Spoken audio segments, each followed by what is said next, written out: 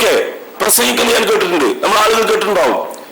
ഈ പുരുഷന്മാർ പെരുന്നാൾ ദിവസങ്ങൾ മൈലാഞ്ചി അണിയുന്നത് ഹറാമാണ്. ചില ആളുകൾ വിഷയമായ ജനങ്ങളുടെ മുമ്പിൽ സമർപ്പിക്കുന്ന ചില ഉദാഹരണങ്ങളാണ്. അപ്പൊ എന്താ, കുട്ടികളൊക്കെ പെരുന്നാൾ ദിവസം മൈലാഞ്ചി പെൺകുട്ടികൾ ആൺകുട്ടികളൊക്കെ വീട്ടിൽ എല്ലായിടത്തും ഉണ്ടാവും. അതിൽ കുട്ടികൾ ഉപ്പാന്റെ കയ്യിൽ വന്നിട്ട് ഉപ്പ ഞാൻ കിട്ടുക കയ്യിൽ മൈലാഞ്ചി ഇട്ടാൽ അത് ഹറാം. കാരണം എന്താ, അള്ളാഹുവിന്റെ റസൂൽ മൈലാഞ്ചി ഇട്ടിട്ടില്ല, ഹറാം. ടൂറ് പോകുന്നത് ഹറാം, ഫത്വകളാണ് ഇതൊക്കെ. അപ്പൊ എന്താ പ്രശ്നം? റസൂൽ ടൂർ പോയിട്ടില്ല, റസൂൽ പോയിട്ടില്ല, ഉണ്ടോ? ഇല്ല, അത് ഹറാം. നിങ്ങൾ നോക്കി, എന്തൊരു അപകടമാണിത്! വളരെ അപകടകരമായ മതനിയമങ്ങളിലേക്കുള്ള കടന്നുകയറ്റമാണിത്. റസൂൽ ചെയ്തതല്ലേ ആണ് നിർബന്ധം, റസൂൽ ചെയ്തതൊക്കെ നിർബന്ധം. അങ്ങനെ ഒരു കൽപ്പനയുണ്ട് ഇസ്ലാമിൽ. റസൂൽ നിർബന്ധമായി ചെയ്തതേ നിർബന്ധമായി വരികയുള്ളൂ. റസൂൽ സുന്നത്തായി ചെയ്തത് എടുക്കാനുള്ള സ്വാതന്ത്ര്യം, ഉപേക്ഷിക്കാനുള്ള സ്വാതന്ത്ര്യം നൽകിക്കൊണ്ട് ചെയ്തത്, നമ്മൾക്ക് അതേ സ്വാതന്ത്ര്യം റസൂൽ വിട്ടു തന്നിട്ടുണ്ടെങ്കിൽ അത് നമ്മൾക്ക് ആ സ്വാതന്ത്ര്യത്തിൽ അനുഭവിക്കേണ്ടുള്ളൂ. അത് കർക്കശമാക്കാനുള്ള അവകാശം ആർക്കുണ്ട്?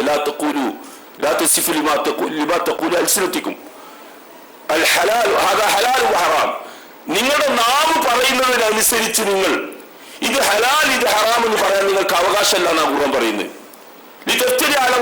അള്ളാഹുവിന്റെ പേരിൽ കളവ് ആരോപിക്കാൻ എന്നാണ്. അള്ളാഹുവിന്റെ പേരിൽ കളവ് ആരോപിക്കുകയാണ് ചെയ്യുന്നത്. ഇത് ഹലാലാണ് ഇത് ഹറാമാണെന്ന് സ്വയം വിധിച്ചുകൊണ്ട് തീരുമാനമെടുക്കുന്നത്. നീക്കോ ഇതിന്റെ ഭവിഷ്യത്ത് എന്താണെന്ന് നിങ്ങൾ? ഇതിന്റെ ഭവിഷ്യത്ത് മതനിയമങ്ങൾ രണ്ടാക്കി ചുരുക്കി ഹലാലും ഹറാമും മാത്രം, വാജിബും ഹറാമും മാത്രം, അതിനപ്പുറം സ്വാതന്ത്ര്യത്തിന്റെ മേഖലകളൊക്കെ വെട്ടിക്കുറച്ച് കളഞ്ഞിരിക്കുന്നു. ഒരു സ്വാതന്ത്ര്യം ഇല്ലാത്തൊരവസ്ഥയിലേക്ക് വന്നു പോകുന്നു. അപ്പൊ നിങ്ങൾക്ക് എന്തെല്ലാം അതിന്റെ പേരിൽ വന്നു ചേർന്നു? പല സംഗതികളും നബി ചെയ്തിട്ടുണ്ടോ? ഇല്ല. ഹറാം ചെയ്തിട്ടുണ്ടോ? നിങ്ങൾക്ക് മഗ്‌രിബിന് മുമ്പ് 2 റക്അത്ത് സുന്നത്ത് നമസ്കാരം നിങ്ങളൊക്കെ സാധാരണ നമസ്കരിക്കും, നമ്മളൊക്കെ നിസ്കരിക്കുന്ന ഒരു സംഗതി. നമ്മുടെ നാട്ടിൽ ഈ വിഷയം മറ്റൊരു ആംഗിളിലാണ് ഇതിനെപ്പറ്റി കാണുന്നത്, മറ്റൊരു രീതിയിലാണ് ഇതിനെ വീക്ഷിക്കുന്നത്.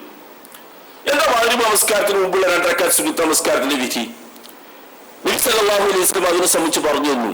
സല്ലു ഖബ്ലൽ മഗ്‌രിബ് റക്അത്തൈൻ, സല്ലു ഖബ്ലൽ മഗ്‌രിബ് റക്അത്തൈൻ, സല്ലു ഖബ്ലൽ മഗ്‌രിബ് റക്അത്തൈൻ. 3-ാമത്തെ തവണ 4-ാമത്തെ തവണ റസൂൽ പറഞ്ഞു, ലിമൻ ഷാ, താല്പര്യമുള്ളവർക്ക് മഗ്‌രിബിന് മുമ്പ് സമയമുണ്ടെങ്കിൽ 2 റക്അത്ത് നമസ്കരിക്കുന്നത് അവന്റെ സ്വാതന്ത്ര്യമാണ്. അങ്ങനെ സ്വാതന്ത്ര്യമായി പ്രഖ്യാപിച്ച ഒരു കാര്യം നമ്മളത് ഒരു സമയം ഇടവേള ഒന്നും കിട്ടിയിട്ടില്ലെങ്കിലും ഏതെങ്കിലും തരത്തിൽ അത് 2 റക്അത്ത് അവിടെ നിസ്കരിച്ചൊപ്പിച്ച് അത് നിസ്കരിക്കാത്ത ആളുകൾ ഇങ്ങനെ നോക്കിയിട്ട് തിരിഞ്ഞിങ്ങനെ നോക്കിയിട്ട് അള്ളാഹുവിന്റെ റസൂൽ ചെയ്തൊരു കാര്യം ചെയ്തോളൂ എന്ന് പറഞ്ഞൊരു കാര്യം ചെയ്യാത്ത ഹദീസ് നിഷേധികളും മതത്തിന്റെ ഒരു നിയമം നിഷേധിക്കുന്ന ആളുകളുമാണ് എന്ന നിലയ്ക്ക് അവരൊക്കെ ഇങ്ങനെ നിരീക്ഷിക്കുക എന്ന് പറയുന്നത് വളരെ ഗൗരവമുള്ള ഗുരുതരമായ അപകടത്തിലേക്കാണ് ഇസ്ലാമിന്റെ ഈ നിയമശാസ്ത്രം കൊണ്ടുപോകുന്നത്. റസൂൽ നിങ്ങൾക്ക് ഇഷ്ടമുണ്ടെങ്കിൽ ചെയ്തോളൂ എന്ന് പറഞ്ഞൊരു കാര്യം ഒരാൾക്ക് ചെയ്യാതിരിക്കാനുള്ള സ്വാതന്ത്ര്യമുണ്ട്. അതായത് നിർബന്ധം ഒഴിവാക്കിയ അവസ്ഥയിൽ അയാൾ നിരീക്ഷിക്കുക, അയാൾ ആ രൂപത്തിൽ വിലയിരുത്തുക. ഇങ്ങനെ ഹദീസ് ഉണ്ടാക്കി പിന്നെ ചെയ്യുന്നില്ലെങ്കിൽ ഹദീസ് നിഷേധിയാണ് എന്നുകൂടി അയാളെ മേൽ ആരോപിക്കുക എന്ന് പറയുന്നത് മതത്തിന്റെ നിയമശാസ്ത്രത്തിൽ കടന്നുകയറ്റമാണ് നടത്തുന്നത്. ഇങ്ങനെ ഒരുപാട് വിഷയങ്ങളിൽ റസൂൽ ചെയ്തു എന്നതിന്റെ പേരിൽ മാത്രം അത് നിർബന്ധമാണെന്ന് ആരോപിക്കുക, റസൂൽ ചെയ്യാത്തതൊക്കെ ഹറാമാണെന്ന് പറയുക. അത് റസൂൽ പറഞ്ഞ കാര്യങ്ങൾ പോലും ഭൗതികമായ വിഷയത്തിലോ അല്ലാത്ത വിഷയത്തിലോ നോക്കാതെ എല്ലാം മതപരമായിട്ട് വ്യാഖ്യാനിക്കുക. ഇപ്പൊ നിങ്ങൾക്ക് നമ്മുടെ നാട്ടിലൊക്കെ ഉണ്ടായി വരുന്ന ചില പ്രവണതകളാണ്. ഇവിടെയൊക്കെ നേരത്തെ ഉണ്ടാവും ചിലപ്പോൾ അങ്ങനത്തെ ചിന്തകളൊക്കെ. ഈ ഭക്ഷണത്തിന്റെ കൂടെ സുർക്ക ഒരു ഇനമായി മാറുക, കൗതുകമുള്ള വാർത്തകളാണ് ഇതൊക്കെ. നമ്മുടെ നാട്ടിൽ ഇതൊരു ഇനമായി മാറിക്കൊണ്ടിരിക്കുന്നു. ചെറിയ തോതിലാണെങ്കിലും ഭക്ഷണത്തിന്റെ കൂടെ ഒരു ഇനമായിട്ട്, ഒരു വിഭവമായിട്ട് സുർക്ക മാറി വരിക. സുർക്ക ഉണ്ടാക്കിയെടുക്കാനും നാട്ടിൽ കിട്ടാനും തന്നെ പാടാണ് ഇപ്പോഴത്തെ സാഹചര്യത്തിൽ. പക്ഷെ അതെങ്ങനെയെങ്കിലും സുർക്ക ഭക്ഷണത്തിന്റെ ഒരു ഭാഗമായി മാറുക. അപ്പൊ എന്താ സംഗതി? റസൂൽ പറഞ്ഞിട്ടുണ്ട് ഒരിക്കല് സുർക്ക എത്ര നല്ല കൂട്ടാൻ. റസൂൽ പറഞ്ഞില്ലേ അവ സുർക്ക വരണം ഭക്ഷണത്തിന്റെ കൂടെ, ഇല്ലെങ്കിൽ ഹദീസ് നിഷേധമായി മാറും. നിങ്ങൾ ആലോചിച്ച് നോക്കൂ, എവിടേക്കാണ് ഈ മതത്തിന്റെ ഈ തരത്തിലുള്ള ഈ വ്യാഖ്യാനം കടന്നു പോകുന്നത്? നിയമരംഗത്ത് ഇസ്ലാമിക പണ്ഡിതന്മാർ ആവിഷ്കരിച്ചെടുത്ത മുഴുവൻ തത്വങ്ങളും ലംഘിച്ചുകൊണ്ട് ആ രൂപത്തിലേക്ക് പോകുന്നു. ചികിത്സയുടെ കാര്യത്തിൽ എല്ലാം അങ്ങനെ തന്നെ. റസൂല് നിങ്ങൾ നോക്കൂ, റസൂൽ സല്ലല്ലാഹു അലൈഹി വസല്ലമ അവസാനത്തെ 14 ദിവസത്തോളം രോഗിയായി ആയിഷ റളിയല്ലാഹു വീട്ടിൽ കിടന്നിട്ട് നമുക്ക് എല്ലാവർക്കും അറിയാവുന്ന ചരിത്രമാണ് അതൊക്കെ. ഈ ദിവസങ്ങൾ റസൂൽ പലതരത്തിലുള്ള ചികിത്സ നടത്തിയിട്ടുണ്ട്. ആരായിരുന്നു റസൂൽ ചികിത്സിച്ചിരുന്നത്? ആ പ്രദേശത്തുണ്ടായിരുന്ന മദീനയിൽ ഉണ്ടായിരുന്ന നാട്ടുവൈദ്യന്മാരാണ് റസൂൽ ചികിത്സിച്ചിരുന്നത്. നാട്ടുവൈദ്യന്മാരാണ് റസൂൽ സല്ലല്ലാഹു അലൈഹി വസല്ലം ചികിത്സിച്ചത്. എന്ത് ചികിത്സയാണ് അവർ നിർദ്ദേശിച്ചിരുന്നത്? അവർ പഠിച്ച നാട്ടുവൈദ്യം അനുസരിച്ച് അന്നത്തെ സമ്പ്രദായം അനുസരിച്ച് ചികിത്സയാണ് അവർ നടത്തിയത്. അതൊന്നും ഹദീസുകളിൽ എവിടെയും കിട്ടാനില്ല, ഒരു രേഖയുമില്ല. പല ആളുകളും പലതരത്തിലുള്ള ചികിത്സയാണ് നടത്തിയത്. അന്നത്തെ വൈദ്യശാസ്ത്രത്തിന്റെ പുരോഗതിക്കും സാധ്യതയ്ക്കും അനുസരിച്ച് അവർ ആ ചികിത്സകളൊക്കെ നിർദ്ദേശിക്കുകയും നടത്തുകയും ചെയ്തു. അത് ആ സാഹചര്യത്തിൽ അവർ നടത്തിയ കാര്യമാണ്. റസൂൽ നടത്തിയതല്ലേ എന്നതിന്റെ പേരിൽ പിൽക്കാലത്ത് സഹാബികളോ ആരെങ്കിലും അത് തുടരാൻ ശ്രമിച്ചിട്ടില്ല. ഇസ്ലാമിക പണ്ഡിതന്മാർ ആ കാലത്ത് റസൂലിനെ ചികിത്സ ഡോക്ടർമാർക്ക് ഇങ്ങനെയാണ് ചികിത്സ എന്നൊക്കെ എഴുതി വെക്കുകയോ പിൻതലമുറക്ക് കൈമാറുകയോ ചെയ്തില്ല, ഒന്നും ഉണ്ടായില്ല. അതിന് കാരണം അത് സ്വാതന്ത്ര്യത്തിന്റെ മേഖലയാണ്. ആ ചികിത്സ അതേ രീതിയിൽ ഇങ്ങനെ നമ്മളും തുടരണം എന്ന് പറയുന്ന ഒരു നിർദ്ദേശമില്ല, മതത്തിൽ അങ്ങനെ ഒരു കൽപ്പനയുമില്ല. ഇന്ന് പുതിയ രീതികളും സംവിധാനങ്ങൾ വികസിച്ചു വന്നിട്ടുണ്ട്. നമുക്കതിൽ ഏത് സാധ്യത, ഏത് മാർഗവും, ഏത് അർത്ഥവും അനുസരിച്ച് നമുക്ക് ചികിത്സിക്കാം. മതത്തിന് വിരുദ്ധമായത് തന്നെയുള്ളൂ. നമുക്ക് സ്വതന്ത്രമായി വിട്ടു എന്ന മേഖലകളിൽ പോലും മതത്തിൻ്റെതാക്കി മാറ്റി അതൊക്കെ മതം അങ്ങനെയാണ് എന്ന് വ്യാഖ്യാനിക്കുന്ന ഒരു തരം ഭൗതികമായ വ്യാഖ്യാനം മതത്തിന്. എല്ലാ രംഗത്തും പ്രത്യക്ഷമായി കാണുന്ന അക്ഷരങ്ങളിലൂടെ കാണുന്നത് മാത്രം മതമായി അംഗീകരിക്കുന്ന ഒരവസ്ഥ. ഇത് വളരെ അപകടകരമായ ഒരവസ്ഥയിലേക്ക് നമ്മുടെ രീതിയിലേക്ക് പോവുകയാണ്. വിശുദ്ധ ഖുർആൻ തിരുനബി സല്ലല്ലാഹു അലൈഹി വസല്ലം നമ്മുടെ മുമ്പിൽ പഠിപ്പിക്കുന്ന ഒരു കാര്യം പരലോകത്തെ ഉദ്ദേശിച്ച് അതിനുവേണ്ടി കർമ്മങ്ങൾ ചെയ്യണമെന്നുള്ളതാണ്. ആളുകളുടെ മുമ്പിൽ ബോധ്യപ്പെടുത്താനല്ല ഈ കർമ്മങ്ങളൊന്നും ചെയ്യേണ്ടത്. പാരത്രിക ജീവിതത്തിലേക്ക് ഉദ്ദേശിച്ചുകൊണ്ട് മനഃശുദ്ധിയോടുകൂടി കർമ്മങ്ങൾ ചെയ്യണമെന്നാണ്. നിങ്ങൾ വിശുദ്ധ ഖുർആനിൽ ഒരു വാക്യം ശ്രദ്ധിച്ചു നോക്കുക. മൻ കാന യുരീദുൽ ഹയാത്തദ് ദുനിയ വസീനതഹ നുവഫി ഇലൈഹിം അഅമാലുഹും ഫീഹാ വഹും ലാ യുബഹസൂൻ. ആരെങ്കിലും യുരീദു ദുനിയ വസീനതഹ ലൗകിക ജീവിതവും അതിന്റെ അലങ്കാരങ്ങളുമാണ് ഒരാൾ ഉദ്ദേശിക്കുന്നതെങ്കിൽ നുവഫി ഇലൈഹിം അഅമാലുഹും ഫീഹാ വഹും ലാ യുബഹസൂൻ. അവരെന്താണ് അതുകൊണ്ട് ഉദ്ദേശിച്ച് അത് പൂർണ്ണമായിട്ട് അവർക്ക് കൊടുക്കും. ഒരു കുറവും അവർക്ക് വരുത്തില്ല. ലൗകിക ജീവിതവും അതിന്റെ വിഭവങ്ങളും ഒക്കെയാണ് അലങ്കാരങ്ങളുമാണ് ഒരാൾ ആഗ്രഹിക്കുന്നതെങ്കിൽ അയാൾക്കാരുടെ കർമ്മങ്ങൾ കൊണ്ട് ഈ ദുനിയാവിൽ എന്താണോ നേടാൻ ഉദ്ദേശിച്ച് അതൊക്കെ കിട്ടും. അവർക്ക് നരകമായിരിക്കും പരലോകത്ത് കിട്ടുന്നത്. അവർ ചെയ്തതൊക്കെ പൊളിഞ്ഞു പോകും, കർമ്മങ്ങൾ പൊളിഞ്ഞു പോകും. അവർ ചെയ്യുന്നതൊക്കെ നിഷ്ഫലമായി പോകുമെന്നാണ്. ഈ ഒരു അവസ്ഥ മതരംഗത്ത് കടന്നു വന്നുകൂടാ. ആത്മീയത കൂലൽ നൽകിക്കൊണ്ട് അതിന്റെ പ്രാധാന്യമാണ് എപ്പോഴും നമ്മൾ കൽപ്പിക്കേണ്ടത്. അതെല്ലാ രംഗത്തും അങ്ങനെ വേണം. പ്രത്യക്ഷമായി കാണുന്ന രീതിയല്ല, ആന്തരികമായ സത്ത നിലനിൽക്കണം എന്നതാണ് ഏറ്റവും പ്രധാനം. നമസ്കാരത്തെ പറ്റി പറഞ്ഞു നോക്കൂ നിങ്ങൾ. അവർ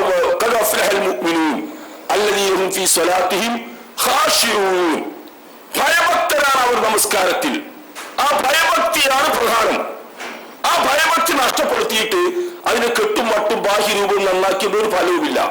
അപ്പൊ നിങ്ങൾക്ക് നമസ്കരിക്കാൻ നിൽക്കുമ്പോൾ നമ്മുടെയൊക്കെ ആളുകൾ തന്നെയും ഉദാഹരണമാണ് നമസ്കാരം ചെയ്യുന്നത്.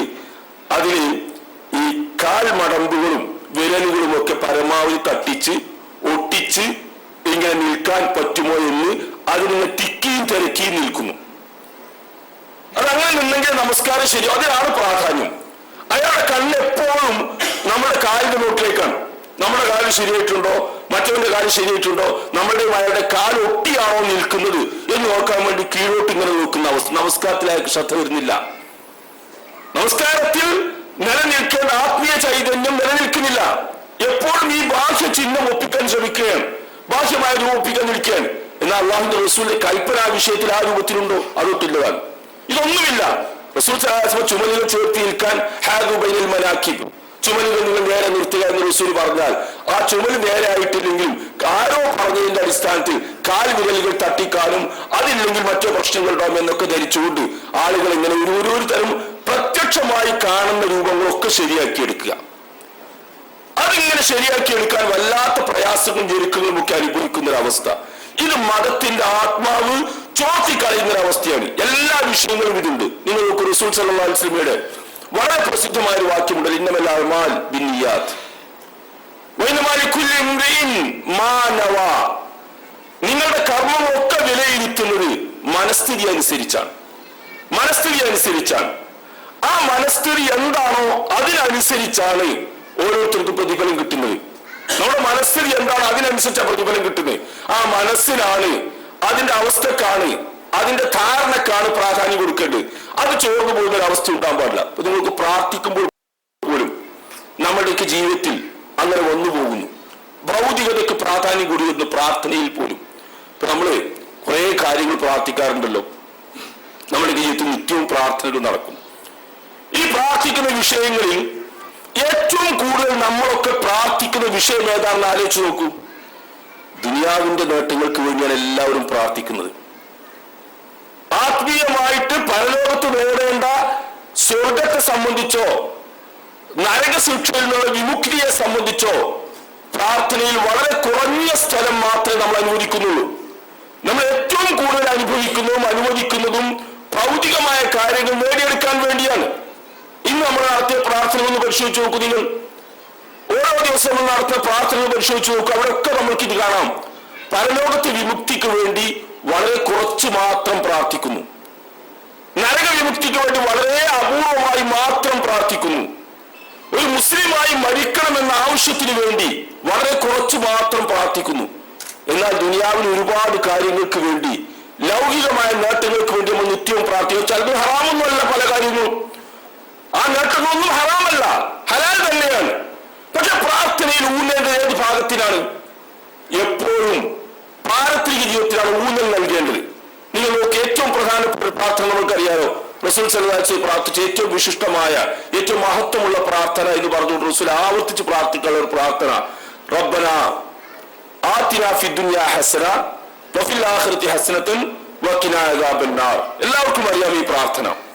ഇത് ഒരു പ്രാർത്ഥന, ഏറ്റവും ശ്രേഷ്ഠമായ പ്രാർത്ഥന റസൂലിനെ പറ്റി പറഞ്ഞു തന്നിട്ടുണ്ട്.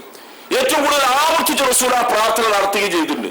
ഹജ്ജിന്റെയും ഉംറയിലും ഒക്കെ തവാഫിനിടയിൽ ഈ പ്രാർത്ഥനയ്ക്ക് പ്രത്യേക പ്രാധാന്യവുമുണ്ട്. എല്ലാത്തപ്പോഴും റസൂൽ പ്രാർത്ഥിക്കുന്നു. എന്താ ഈ പ്രാർത്ഥനയുടെ ഘടന നോക്കൂ നിങ്ങൾ. ഞങ്ങളുടെ നാഥ, ഞങ്ങൾക്ക് നീ ഇഹലോകത്ത് നന്മ നൽകണേ, പരലോകത്തും നന്മ നൽകണേ, വഖിനാ അദാബന്നാർ, നരക ശിക്ഷയിൽ നിന്ന് ഞങ്ങളെ നീ രക്ഷിക്കുകയും ചെയ്യണം. 3 കാര്യങ്ങളാണ് പ്രാർത്ഥിച്ചത്. ഒന്ന്, ഐഹിക ജീവിതത്തിൽ നന്മ നൽകണേ. എല്ലാവരും പ്രാർത്ഥിക്കേണ്ട കാര്യം തന്നെയാണ്. നമ്മൾ പറഞ്ഞാലില്ലെങ്കിൽ നമ്മൾ നടത്തുന്ന ഒരു പ്രാർത്ഥന. പാരത്രിക ജീവിതത്തിൽ നന്മ നൽകണേ, രണ്ടാമത്തെ ഭാഗവും പറഞ്ഞു. മൂന്നാമത് വീണ്ടും ആവർത്തിക്കുന്നത് നരകശിക്ഷയിൽ നിന്ന് ഞങ്ങളെ കാക്കുകയും ചെയ്യണം. 3 കാര്യങ്ങൾ പറഞ്ഞതിൽ 1 ദുനിയാവിനും 2 കാര്യങ്ങൾ പരലോകത്തിന്റെയും കാര്യങ്ങളാണ് പറഞ്ഞത്. 1 മാത്രമാണ് നമ്മൾ ദുനിയാവിന് വേണ്ടി പ്രാർത്ഥിച്ചത്. റസൂലിന്റെ ഏറ്റവും നല്ല പ്രാർത്ഥന ഒരു ഭാഗമാണ്, 3-ൽ 1 ദുനിയാവിന് വേണ്ടി പോയത്.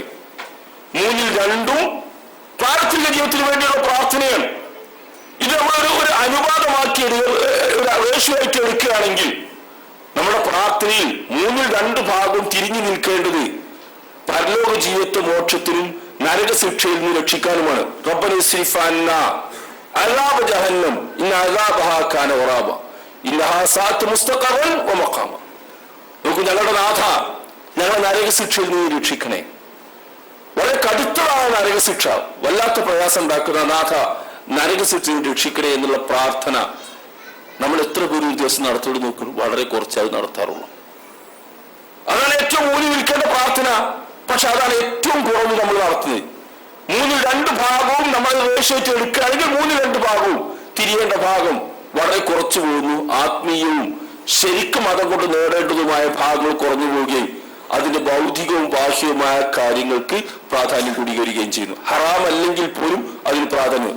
യൂസുഫ് നബി അലൈഹി ഇസ്ലാമിയുടെ ഒരു പ്രാർത്ഥന വിശുദ്ധ ഖുർആൻ ഉദ്ധരിച്ചിട്ടുണ്ട്. റബ്ബി ഖദ് ആതൈതനി മിനൽ മുൽകി വഅല്ലംതനി മിൻ തഅ്വീലിൽ അഹാദീസ് ഫാത്തിറ السماوات والأرض أنت وليي في الدنيا والآخرة توفني مسلما والحقني بالصالحين.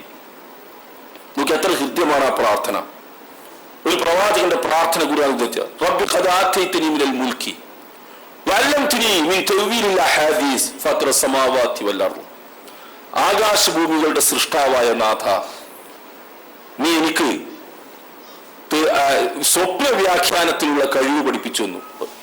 യൂസുഫ് നബി അലൈഹി ഇസ്ലാമിയുടെ ഒരു മുഅ്ജിസത്തായിരുന്നത്. സ്വപ്നം വ്യാഖ്യാനിക്കാനുള്ള കഴിവ്, ആശയങ്ങൾ വിശദീകരിച്ചു കൊടുക്കാനുള്ള കഴിവ് എനിക്ക് നാഥ നീ പഠിപ്പിച്ചു തന്നു. മിനൽ മുൽക്കി, അധികാരത്തിലും ചിലതൊക്കെ എനിക്ക് നീ നൽകുകയും ചെയ്തു. അൻത വലിയ ഫി ദുനിയ വൽ ആഖിറ, ഇഹലോകത്തും പരലോകത്തും എന്റെ രക്ഷാധികാരി നീയാണ് നാഥ. എന്നിട്ട് അദ്ദേഹം പറയുന്നത് തവഫനി മുസ്ലിമൻ വൽഹിഖ്നി ബിസ്സാലിഹീൻ, പടച്ചവനെ എന്നെ ഒരു മുസ്ലിമായി മരിപ്പിക്കുകയും സാലിഹ്യങ്ങളുടെ കൂട്ടത്തിൽ ഉൾപ്പെടുത്തുകയും ചെയ്യണേന്ന്. നമുക്ക് പടച്ചവൻ എടുത്തു തന്ന ചെയ്തു കൊടുത്ത അനുഗ്രഹങ്ങൾ പ്രത്യേകമായിട്ട് എടുത്തു പറഞ്ഞതിന് ശേഷം അതിനുള്ള എല്ലാ വിനയവും താഴ്മയും കാണിച്ചുകൊണ്ട് എടുത്തു തന്ന അനുഗ്രഹം പ്രത്യേകമായി, ചെയ്തു കൊടുത്ത അനുഗ്രഹം പ്രത്യേകമായി എടുത്തു പറഞ്ഞുകൊണ്ട് ആ പ്രവാചകൻ പ്രാർത്ഥിക്കുന്ന ആവശ്യം, അദ്ദേഹത്തിന്റെ ആവശ്യത്രേ ഉള്ളൂ. തവഫനി മുസ്ലിമൻ വൽഹിഖ്നി ബിസ്സാലിഹീൻ, ഒരു മുസ്ലിമായി മരിപ്പിച്ച് സാലിഹ്യങ്ങളുടെ കൂട്ടത്തിൽ എന്നെ ഉൾപ്പെടുത്തുക എന്നുള്ള, അതാണ് മതം ആഗ്രഹിക്കുന്ന ഭാഗം. ആ ഭാഗത്തിനാണ് ദീനിയായിട്ട് നമ്മളുടെ ജീവിതത്തിൽ ഊന്നൽ നൽകേണ്ടത്. ആ ഊന്നൽ നഷ്ടപ്പെടുമ്പോഴാണ് മതത്തിന്റെ മറ്റു ഭാഗങ്ങളൊക്കെ അനുവദനീയമായ കാര്യങ്ങളാണെങ്കിൽ പോലും മറ്റു കാര്യങ്ങൾക്കൊക്കെ ഊന്നൽ വരികയും പ്രാധാന്യം കൂടി വരികയും ഈ ആത്മാവ് ചോർന്നു പോവുകയും ചെയ്യുന്ന അവസ്ഥ. ഇത് ആരാധനാ രംഗത്ത് മാത്രമല്ല, എല്ലാ രംഗത്തും നമ്മൾ കാണാൻ കഴിയും ഒരു പുതിയ പ്രവണത അങ്ങനെയാണ്. ഏത് മേഖലയിലും ഈ ഭൗതികതയ്ക്ക് ഇങ്ങനെ സ്വാധീനം കൂടി വരുന്നു. ദാനധർമ്മങ്ങൾ ചെയ്യുന്നിടത്ത്, വ്യക്തികളുമായി ബന്ധം പുലർത്തുന്നിടത്ത്, മാതാപിതാക്കളുമായിട്ടുള്ള ബന്ധങ്ങൾ പോലും അങ്ങനെയാണ് ഇപ്പോൾ. എല്ലാ മേഖലയും ആ രൂപത്തിൽ അങ്ങനെ ഒരു ഭൗതികമായി മാറിക്കഴിഞ്ഞ വിഷയങ്ങൾ, അതിൽ ആത്മാവ് ചോർന്നു പോകുന്നൊരവസ്ഥ. ഇപ്പൊ നിങ്ങൾക്ക് മാതാപിതാക്കളുമായിട്ടുള്ള ബന്ധം മക്കളുടെ ഒരു കടപ്പാടായിട്ട് വിശുദ്ധ ഖുർആനും ഹദീസും പഠിപ്പിക്കുന്നു. എല്ലാ ആളുകൾക്കും അറിയാം നമ്മളുടെ ഒരു ബാധ്യതയാണ് അവരെ പരിചരിക്കുക, പരിരക്ഷിക്കുക, സംരക്ഷണം, മറ്റു കാര്യങ്ങളൊക്കെ മക്കൾ എന്ന നിലക്കുള്ള നമ്മുടെ കടപ്പാടാണ്. മതവിശ്വാസത്തിന്റെ മാറ്റമുണ്ടെങ്കിൽ പോലും ആ കടപ്പാട് മാറുന്നില്ലെന്നാണ് ഖുർആൻ പറയുന്നത്.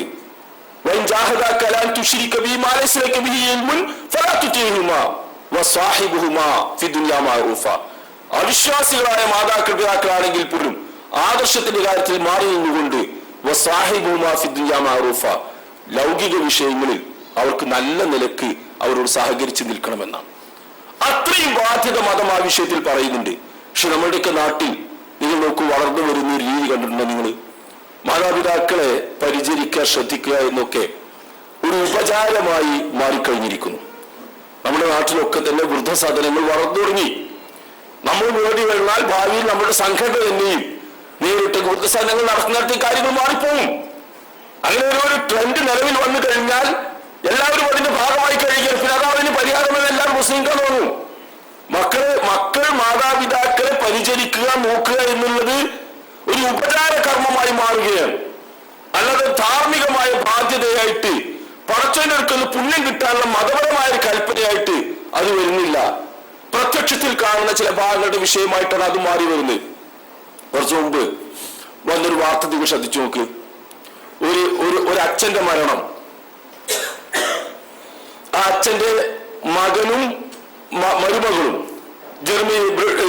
ജർമ്മനിയിലാണ് ജോലി ചെയ്യുന്നത്. അച്ഛന്റെ രോഗം അവർക്ക് നേരത്തെ അറിയാമായിരുന്നു. അത് ചികിത്സിക്കാനുള്ള ഫണ്ട് അയച്ചു കൊടുക്കുന്നു, എല്ലാ സൗകര്യങ്ങളും ചെയ്തു കൊടുക്കുന്നു. അവസാനം അച്ഛന്റെ മരണം സംഭവിച്ചു. ഒരു വലിയ കമ്പനിയുടെ മാനേജറായി മകനും അദ്ദേഹത്തിന്റെ ഭാര്യക്കും അതിന്റെ കർമ്മങ്ങളിൽ പങ്കെടുക്കാൻ ജർമ്മനിയിൽ നിന്ന് പെട്ടെന്ന് വരാൻ സൗകര്യപ്പെടുന്നില്ല. എന്ന് പറഞ്ഞാൽ അതിന് അത്ര പ്രയാസം അവർക്ക് സഹിക്കാൻ കഴിയുന്നില്ല. അവരുടെ ജോലിയൊക്കെ വിട്ടുകൊണ്ട് മറ്റു കാര്യങ്ങളൊക്കെ ഒഴിവാക്കി പിതാവിന്റെ കർമ്മങ്ങളിൽ പങ്കെടുക്കാൻ വരണം എന്ന് നിഷ്ഠ വെക്കാവുന്ന ഒന്നും അവരുടെ ഭാഗത്തില്ല. അവർ നിർദ്ദേശിച്ചത്, വീട്ടുകാർക്ക് നിർദ്ദേശം കൊടുത്തത്, നിങ്ങൾ ആ കർമ്മങ്ങൾ, അച്ഛന്റെ അവസാന കർമ്മങ്ങൾക്ക് ഒരു മൂവി ക്യാമറയുടെ നേരെ അങ്ങോട്ട് തിരിച്ചു വെച്ച് ലൈവായിട്ട് ഞാൻ ഇവിടെ കണ്ടോളാം, അതിൽ പങ്കെടുത്തുകൊള്ളാം. ഈ ബിഗ് സ്ക്രീനിൽ ഞാൻ മുഴുവൻ ഇവിടെ വെച്ച് പങ്കെടുത്തുകൊള്ളാം. അതിന് എത്രയാണ് ക്യാഷ് എന്ന് പറഞ്ഞാൽ അത് ഞാൻ ഇവിടുന്ന് അങ്ങോട്ട് ട്രാൻസ്ഫർ ചെയ്തു തരാം. അതവിടെ ബില്ല് നിങ്ങൾ ആരും ബുദ്ധിമുട്ടേണ്ടതില്ല, എനിക്ക് ഇവിടെ നമുക്ക് വരാൻ ഇപ്പോൾ സൗകര്യമില്ലാത്തതുകൊണ്ടാണ് എന്ന് പറയാൻ വളരെ അഭ്യസ്ത വിദ്യനായ ഒരു മകന് സാധിക്കും. കാരണം അയാളുടെ കണ്ണുകളിലും കാഴ്ചകളിലും ഒരു കർമ്മത്തിന് വേണ്ടി, അച്ഛന്റെ ആ കർമ്മത്തിന് വേണ്ടി ഞാൻ ഇവിടുന്ന് യാത്ര ചെയ്യുമ്പോൾ എനിക്ക് നഷ്ടപ്പെടുന്ന സാമ്പത്തിക നഷ്ടവും, അതിനുവേണ്ടി വരുന്ന മൂല്യങ്ങളുടെ നഷ്ടവും, സമയനഷ്ടവും, കമ്പനിക്ക് വരുന്ന ലോസും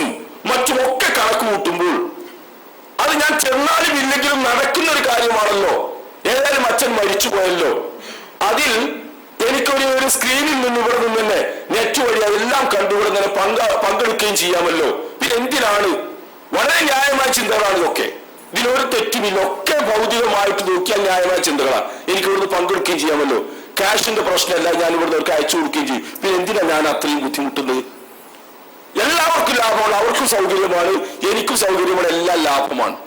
നമുക്കൊരു ബന്ധം അയാൾ ആ രൂപത്തിൽ പഠിപ്പിച്ചെടുത്ത് ആ സ്ഥാനത്തേക്ക് എത്താവുന്ന വിധം അയാൾ അഭ്യസ്ത വിദ്യനാക്കി യോഗ്യനാക്കുന്നതിന്റെ പിന്നിൽ കടുത്ത കണ്ണീരും അധ്വാനവും ഒക്കെ നടത്തിയിട്ടുള്ള ഈ മാതാപിതാക്കളെ വൈകാരികമായിട്ട് സമീപിക്കാൻ ഈ മക്കളാരും പഠിക്കുന്നില്ല. അതിന്റെ വൈകാരിക തലം പൂർണ്ണമായിട്ടും അവഗണിക്കുന്നു. അവർ വലുതായതിനു ശേഷം മുഴുവൻ കാണുന്നത് അതിന്റെ ഭൗതിക തലം മാത്രമാണ്. ആ ഭൗതിക തലത്തിലൂടെ നോക്കിയാൽ ഈ പറഞ്ഞത് അത്രയും ശരിയാണ്. ഇതൊരു പക്ഷേ വേണമെങ്കിൽ നമുക്ക് ഉദാഹരണം മാറ്റി നോക്കാം. ഇതൊരു പക്ഷേ ചിലപ്പോൾ വളരെ നാടനായ ഒരാൾക്ക് സാധിക്കില്ല. ഇത്രയൊന്നും വിദ്യാഭ്യാസം ഇല്ലാത്ത, ഈ സാങ്കേതികത്വം ഭൗതികത്വം പഠിച്ചിട്ടില്ലാത്ത ഒരു പച്ച സാധുവായ ഒരു മനുഷ്യനുണ്ടല്ലോ, അവൻ ഏത് കമ്പനിയിൽ ലീവ് കിട്ടും, ഓടി എത്തേണ്ട സമയത്ത് അവൻ അവിടെ എത്തിയിരിക്കും, കൈകാര്യം ചെയ്യേണ്ടതൊക്കെ കൈകാര്യം ചെയ്തിരിക്കും. അതെന്താണ് അയാളെ പ്രേരിപ്പിക്കുന്നത്? അത് അതിന്റെ വൈകാരിക തലമാണ്. ഈ ഒരു തരം ഭൗതികതയിൽ ഇടിച്ചു കയറ്റം നമ്മുടെ ആത്മീയ തലങ്ങളിലേക്ക് കയറി വരുന്നു. എല്ലാ തലങ്ങളിലും ഇത് കാണാം. ബന്ധങ്ങളിൽ വളരെ പ്രത്യേകമായിട്ട് ഇത് പ്രകടമായി കാണാൻ കഴിയും. നബി സല്ലല്ലാഹു അലൈഹി വസല്ലം പറഞ്ഞു, ഈ ബന്ധങ്ങളെ പറ്റി പറഞ്ഞത് റസൂൽ പറഞ്ഞ ഉദാഹരണം, ഈ നല്ല ആളുകളുമായിട്ട് നീ സഹവസിക്കുക, നല്ല ആളുകളുമായിട്ട് സഹവസിക്കുക. അത് റസൂൽ പറഞ്ഞത്, ഒരു ഉദാഹരണം പറഞ്ഞത് കഹാമിലിൽ മിസ്ക് എന്നാണ്. ഒരു കസ്തൂരി വാഹകനെ പോലെയാണ് അവൻ. നല്ലൊരു സൗഹൃദം ഒരു കസ്തൂരി, ഈ അത്ര വിൽപ്പനക്കാരനെ പോലെയാണെന്ന് റസൂൽ അത് വിശദീകരിച്ചു. അയാളുമായിട്ട് നീ ഒരു അത്ര വിൽക്കുന്ന, സുഗന്ധം വിൽക്കുന്ന ഒരാളുമായിട്ട് നീ സഹവാസം പുലർത്തിയാൽ നിനക്ക് അയാളിൽ നിന്ന് വാങ്ങാം. അത് സുഗന്ധം നല്ല സാധനമാണല്ലോ, ആർക്കും ഇഷ്ടപ്പെടുന്നത് വാങ്ങാം നിനക്ക്. ഇനി അത് കഴിയുന്നില്ലെങ്കിൽ അയാൾ നിനക്ക് ചിലപ്പോൾ നൽകിയേക്കാം. ഇനി അതുമില്ലെങ്കിൽ അയാളുടെ അടുത്തു പോയിരുന്നാൽ ഒരു നല്ല സുഗന്ധം നിനക്ക് അനുഭവിക്കാമല്ലോ, അതൊരു നല്ല നേട്ടമല്ലേ? അങ്ങനെ നല്ലൊരു സൗഹൃദമാണ് നീ ഉണ്ടാക്കേണ്ടതെന്ന് ഇത് റസൂൽ പറയുമ്പോൾ നമുക്ക് മനസ്സിലാകേണ്ട ഒരു ആശയമുണ്ടല്ലോ. ഒരാളുമായി സൗഹൃദം പുലർത്തുന്നത് അയാളിൽ നന്മ, ജീവിതത്തിൽ നന്മ കാക്ഷിച്ചുകൊണ്ടായിരിക്കണമെന്ന്. ആ സൗഹൃദ ബന്ധം അതിന്റെ പേരിലായി റസൂൽ വിശദീകരിച്ചു. അള്ളാഹുവിന്റെ പേരിലുള്ള സ്നേഹം, കോപവും അള്ളാഹുവിന്റെ പേരിൽ തന്നെ. ആ സ്നേഹബന്ധത്തിന്റെ അടിസ്ഥാനത്തിലുള്ള ആ നന്മ നിറഞ്ഞ നിഷ്കളങ്കമായ ഒരു ബന്ധം, അങ്ങനെ ഒരു ബന്ധം നമുക്ക് നമ്മളുടെ ഇടയിൽ പോലും കാണാൻ കഴിയുന്നില്ല. അതിലൊക്കെ ഭൗതികമായ തലങ്ങൾ സ്വാധീനിച്ചു കഴിഞ്ഞു. നിഷ്കളങ്കമായിട്ട് ആളുകളെ സ്നേഹിക്കുന്ന അവസ്ഥയില്ല. നമുക്ക് നല്ലൊരു സമ്പന്നനാണെങ്കിൽ അയാൾക്ക് എന്തൊക്കെ സ്വഭാവദൂഷ്യം ഉണ്ടെങ്കിലും നമ്മൾ അയാളുമായിട്ടൊരു ബന്ധം നിലനിർത്താൻ ശ്രമിക്കും. എന്തൊക്കെ സ്വഭാവദൂഷ്യം ഉണ്ടെങ്കിലും നമ്മൾ ആരും അത് കാണില്ല, അറിയില്ല, ഒന്നും പ്രശ്നമല്ല. നമ്മൾക്ക് എങ്ങനെയെങ്കിലും ആ ബന്ധം നിലനിർത്തും. നമ്മൾ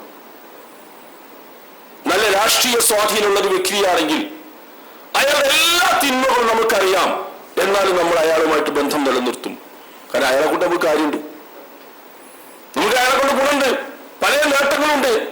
എന്നാൽ ഇതൊന്നുമില്ലാത്ത വളരെ സ്വാത്വികനായ നല്ലൊരു മനുഷ്യൻ, ആ മനുഷ്യനടുത്തിരുന്നാൽ ഒരുപാട് വിവരങ്ങൾ കിട്ടും, വിജ്ഞാനം കിട്ടും, ജീവിതത്തിൽ ഒരുപാട് നന്മകൾ നേടാം എന്ന നിലക്ക് ആരുമായിട്ടും ആരും സൗഹൃദം ഉണ്ടാക്കാറില്ല. അങ്ങനെ ആരെങ്കിലും സൗഹൃദം ഉണ്ടാക്കുന്നുണ്ടോ? അയാളെടുത്തിരുന്നാൽ അയാളായിട്ട് ബന്ധം ഉണ്ടായി കിട്ടിയാൽ ഒരുപാട് ഈമാൻ വർദ്ധിപ്പിക്കാൻ കഴിയും, വിശ്വാസത്തിനൊക്കെ വലിയ വർധനവുണ്ടാവും എന്ന നിലക്ക് നമ്മൾ ആരെങ്കിലും ഒരു സൗഹൃദം ഉണ്ടാക്കാറുണ്ട്? ആരും ചെയ്യാറില്ല. അതേസമയം ഈ തലങ്ങളൊക്കെ പരിഗണിച്ച് നമ്മൾ ആ ബന്ധങ്ങളൊക്കെ ഊട്ടിയുറപ്പിച്ച് വിച്ഛേദിക്കുന്ന വലിയ പ്രശ്നമായി കണ്ട് ഗൗരവമായിട്ട് വീക്ഷിക്കുന്ന ആളുകളാണ് നമ്മൾ.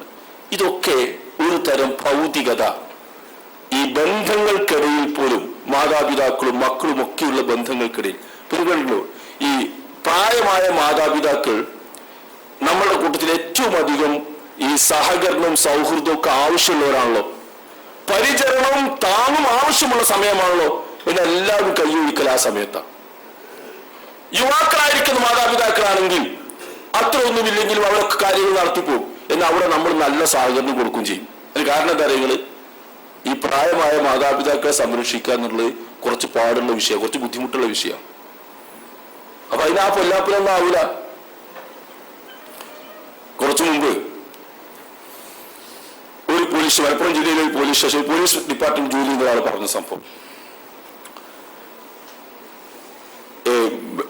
ഹോസ്പിറ്റലിൽ നിന്ന് ഒരു ഉമ്മാനെ ചികിത്സിക്കാൻ കൊണ്ടുപോയി വിട്ട് ഡിസ്ചാർജ് ചെയ്തു. ഹോസ്പിറ്റലിൽ നിന്ന് ഡിസ്ചാർജ് ചെയ്തപ്പോ ഏറ്റെടുക്കാൻ ആരുമില്ല.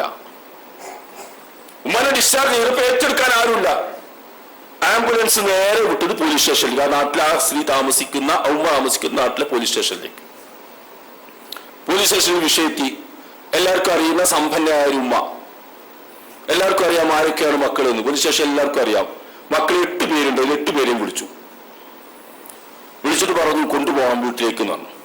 ആരും കൊണ്ടുപോകാൻ തയ്യാറില്ല. ഇതിന് കാരണം മൂത്ത മകൻ പറഞ്ഞു, ഉമ്മാനെ ഇപ്പോൾ അങ്ങോട്ട് വീട്ടിൽ കൊണ്ടുപോകാൻ കഴിയില്ല. എന്റെ മൂത്ത മകൾ SLCക്ക് പഠിക്കുകയാണ്. അവരുടെ പഠനത്തിന് ഇതൊക്കെ തടസ്സമാണ്.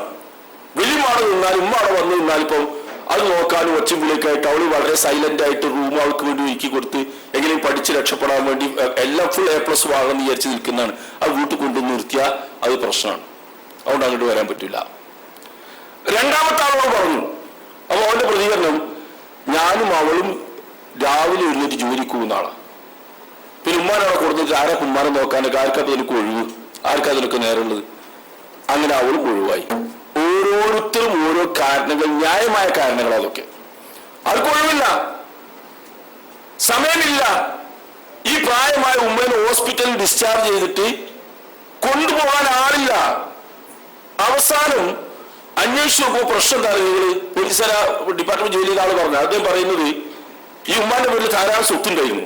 ഈ സാധുവായ ഉമ്മ, നിഷ്കളങ്കായ ഉമ്മ എന്ത് ചെയ്തു പറയുന്നത്, ഏതായാലും ഇനി ആർക്കും ബാപ്പേതായാലും നേരത്തെ മരിച്ചുപോയി, എന്റെ സ്വത്ത് എനിക്ക് അത്ര പ്രശ്നമൊന്നുമല്ലല്ലോ, ഈ 8 മക്കൾക്കും ന്യായമായ രീതിയിലൊക്കെ ഓരി വെച്ചു കൊടുത്ത് ആരെങ്കിലൊക്കെ നോക്കുന്നു എന്ന് വിചാരിച്ച് അത് മാത്രമായിരുന്നു ആ ഉമ്മ ചെയ്ത് തെറ്റ്.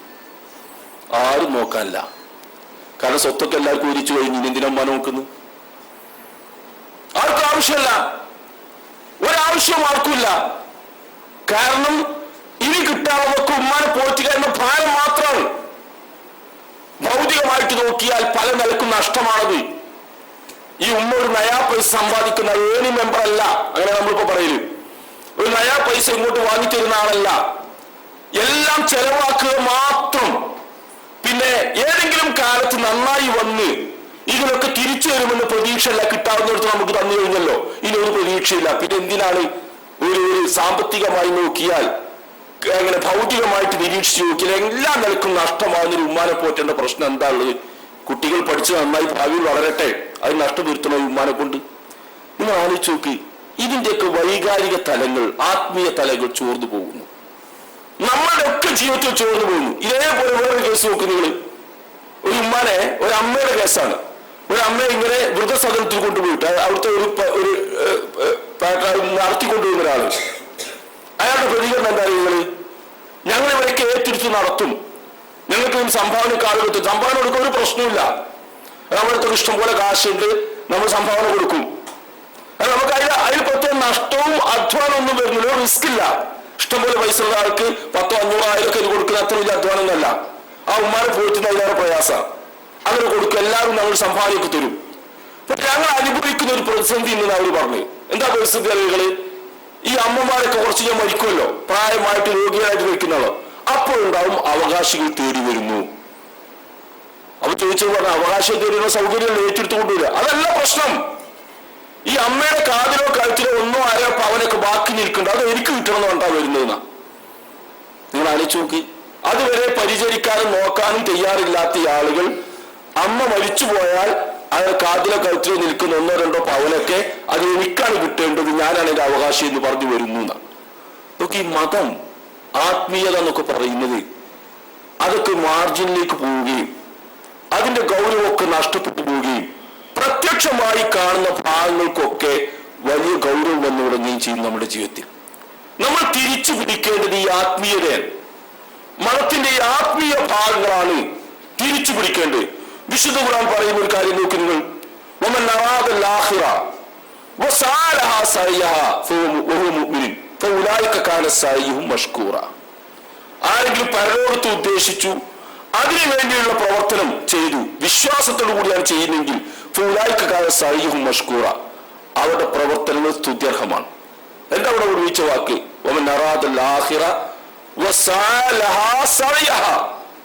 അതിനു വേണ്ടിയുള്ള അധ്വാനം അയാൾ നടത്തി, പരലോകത്തിനു വേണ്ടിയുള്ള അധ്വാനം അത് മുന്നിൽ കണ്ടുകൊണ്ട് അയാൾ ചെയ്തു, അതിനയാൾക്ക് പ്രതിഫലം കിട്ടുമെന്നാണ്. ദുനിയാവ് ഉദ്ദേശിക്കുന്ന ആളുകളല്ല ഈ പറയുന്നത്, പരലോകം ഉദ്ദേശിച്ച് അതിനു വേണ്ടി ചെയ്യുന്ന ആളുകൾ എന്നാണ്. ആ ഉദ്ദേശം നമ്മുടെ മനസ്സിൽ ചോർന്നു പോകുന്നു. ഒക്കെ താൽക്കാലികമായ ഭൗതികമായ നേട്ടങ്ങൾക്ക് വേണ്ടി എല്ലാം ചെയ്തു പോയി താൽക്കാലിക അഡ്ജസ്റ്റ് ചെയ്ത് ഒപ്പിച്ചു പോകുന്ന ഒരവസ്ഥ.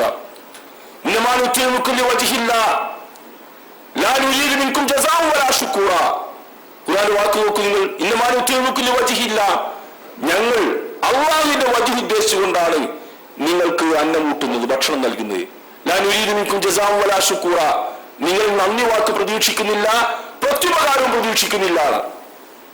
ഇത് നമ്മൾ ഒരുപാട് തവണ ഓതിയിട്ടുണ്ട്, കേട്ടിട്ടുണ്ട്, പറഞ്ഞിട്ടുണ്ട്, നമ്മളൊക്കെ ചെയ്യുന്ന സംഗതിയോ അതൊക്കെ.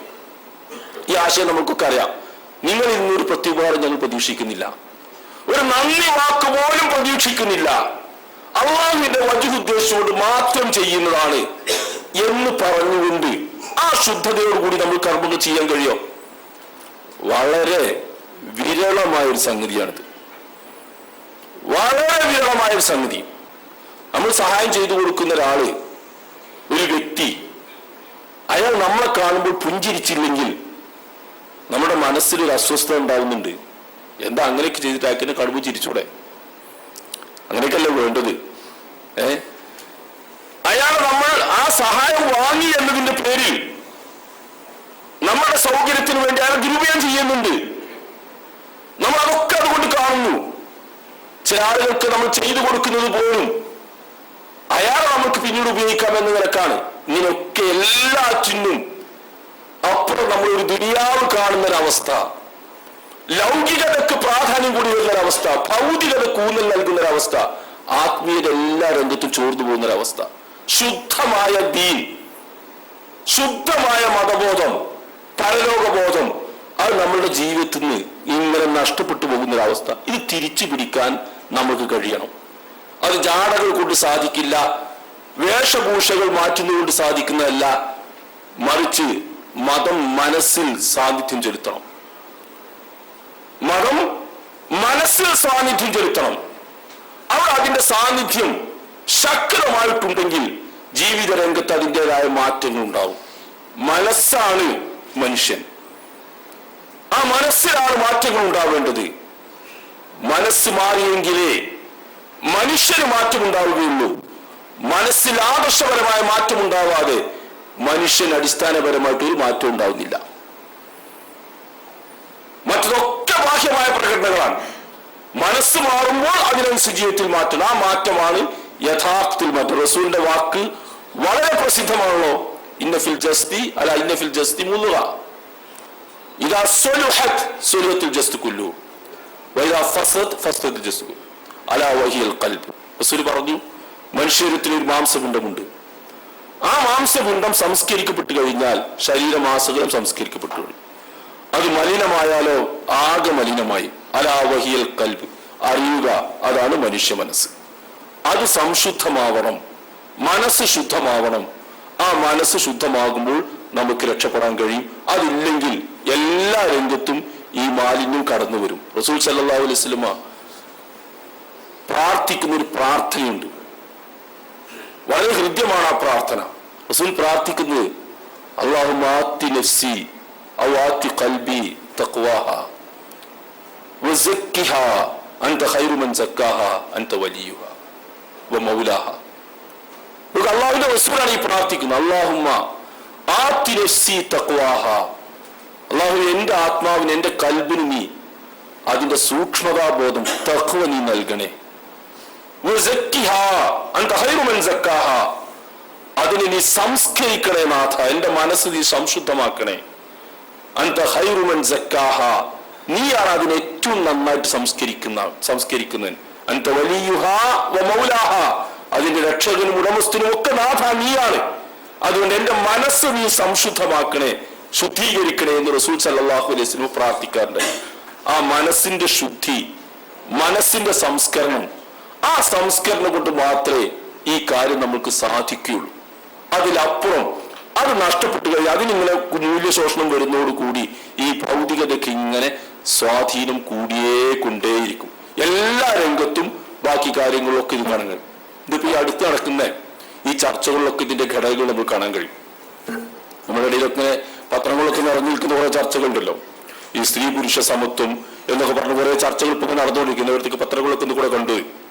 ഇതിലൊക്കെ ഇതിന്റെ ഘടകങ്ങൾ നമ്മൾ കാണാൻ കഴിയും. എല്ലാ വിഷയങ്ങളും ഇത് കാണാൻ കഴിയും. നമുക്കൊക്കെ അതിനോട് അത്തരം കാര്യങ്ങളോട് ഈ ജെൻഡർ ജസ്റ്റിസ് എന്നൊക്കെ പറഞ്ഞാൽ ഇങ്ങനെ വലിയ സംഗതികളായിട്ട് ചാനലുകളൊക്കെ നടക്കുന്ന ഈ ചർച്ചകളിൽ നിങ്ങൾ നോക്ക്, അവിടെയൊക്കെ ഈ മതത്തിന്റെ ആളുകളായി നിൽക്കുന്ന നമ്മൾക്ക് പോലും അത്രയൊക്കെ നമ്മൾ സ്ത്രീയും പുരുഷന്മാരൊക്കെ അവർ അകന്നുകൾ നിൽക്കേണ്ടതുണ്ട് എന്ന് പറയാൻ നമ്മുടെ മനസ്സ് അനുവദിക്കുന്നില്ല. അല്ലെങ്കിൽ മതത്തിന്റെ ഒരു പരിധി നിയമങ്ങളുണ്ടല്ലോ, ആ നിയമം അങ്ങനെയൊക്കെ പാലിക്കണം, അതിന്റെ ആത്മീയമായ ഭാഗത്തിന് ഊന്നലുണ്ട് എന്ന് പറയാൻ നമ്മളുടെ പല ആളുകളുടെ പോലും മനസ്സനുവദിക്കുന്നില്ല. മനസ്സൊക്കെ ഇങ്ങനെ അതൊക്കെ ആണും പെണ്ണും അങ്ങനെ തന്നെയാണ് പോകേണ്ടത്, ഒന്നിച്ചു പോകേണ്ട ആളുകളാണ്. അതിൽ നമ്മളിങ്ങനെ വേറിട്ട് കാണിക്കാന്നൊക്കെ പറയുന്നത് അത് അത്ര ഒരു കാലഘട്ടത്തിന്റെ താല്പര്യത്തോട് യോജിക്കുന്നതല്ല. അങ്ങനെ പറഞ്ഞാൽ നമ്മൾ വളരെ പിന്തിരിപ്പനായി പോകും എന്നൊക്കെയുള്ള അവസ്ഥ ഈ ചിന്തകളിലും ചർച്ചകളിലും ഒക്കെ നടക്കുന്നു. ഈ കാര്യങ്ങളൊക്കെ നടക്കുന്നിടത്തും ഒരു തരം ഭൗതികത നമ്മളിങ്ങനെ സ്വാധീനിച്ചുകൊണ്ടേയിരിക്കുന്നു. ഇപ്പൊ നോക്കി, ഈ ഒരു വിഷയത്തിൽ ഞാൻ കൂടി പറഞ്ഞ അവസാനിപ്പിക്കാം. ഈ ഒരു വിഷയത്തിൽ നമ്മുടെ ആളുകൾ ഖുർആൻ എന്താണോ പറഞ്ഞത്, റസൂൽ എന്താണോ പറഞ്ഞത്, അവിടെ നിൽക്കാൻ പഠിക്കേണ്ടതുണ്ട്.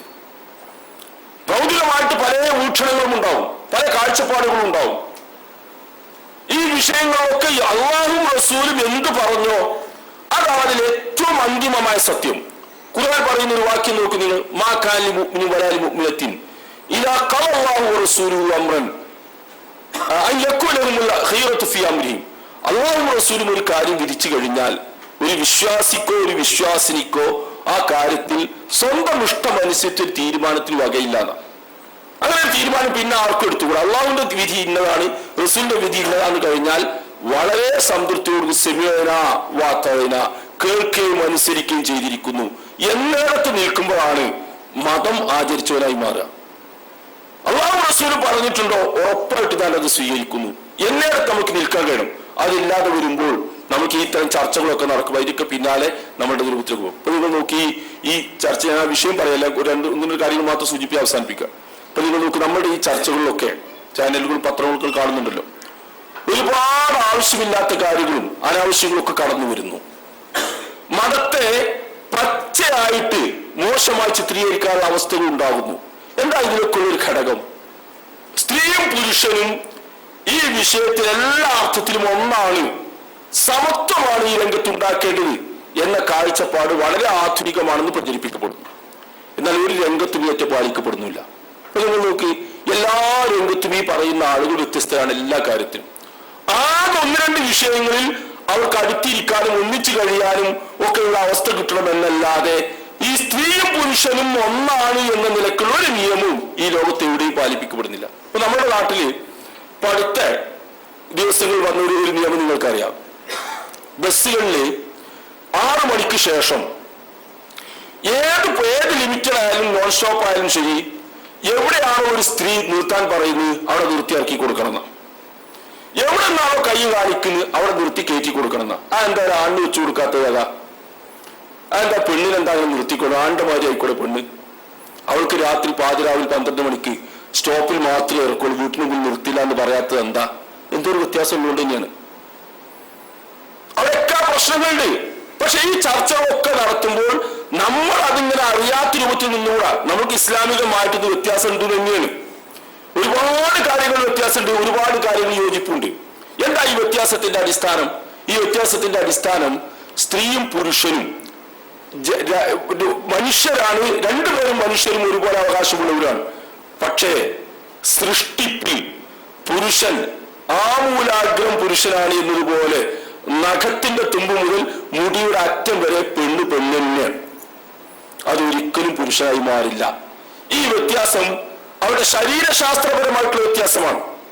ആ വ്യത്യാസം പരിഗണിച്ചുകൊണ്ടാണ് മത നിയമങ്ങൾ അവതരിപ്പിച്ചിട്ടുള്ളത്. ആ നിയമങ്ങൾ പരിഗണിക്കാതെ, ആ വ്യത്യാസം പരിഗണിക്കാതെ മതം നിയമങ്ങൾ ആവിഷ്കരിക്കുന്നത്, തുല്യമായിട്ട് പരിഗണിക്കുന്നത് അവരോട് കാണിക്കുന്ന അനീതിയാണ്. ആ അനീതിക്ക് മതം കൂട്ടിയിരിക്കില്ല എന്നുള്ളതാണ്. ഈ തുല്യത പറയുന്ന ആളുകൾ എന്താ ചെയ്യുന്നത്?